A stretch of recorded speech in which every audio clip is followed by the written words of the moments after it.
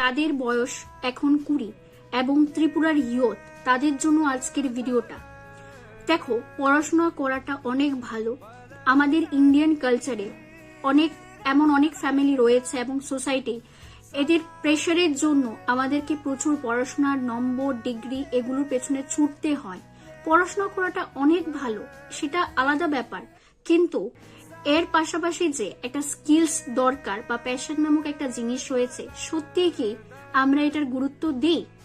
এখনো আমরা ত্রিপুরার অনেকেই আছি যারা শুধু ডিগ্রির পিছনে ঘুরছি, কিন্তু অ্যাকচুয়াল নলেজ গেইন করা বা এর পাশাপাশি স্কিলস শেখা সেটার গুরুত্ব আমরা দিচ্ছি না। হতেও তো পারে তুমি অনেক পড়াশোনা করেছো, অনেক ডিগ্রি অর্জন করেছো, কোনো একদিন তোমার প্যাশনটাই তোমার প্রফেশনে পরিণত হলো এবং সেটাই তোমাকে রোজগারের পথ খুলে দিল। সত্যি বলতে বেকার থাকার চাইতে 10 টাকা উপার্জন করাটা অনেক ভালো।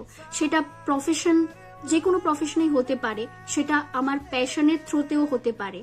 তাই স্কিলসটাকেও গুরুত্ব দেওয়া অনেক প্রয়োজন। শেষে একটাই কথা বলতে চাই, আমি পড়াশোনা নিয়ে কোনো কথা বলতে আসিনি। পড়াশোনার জায়গায়, কিন্তু স্কিলসের যে একটা ইম্পর্টেন্ট বা ভ্যালিউ, সেটাকে করতে হবে যদি আমরা বেকার না থাকতে চাই।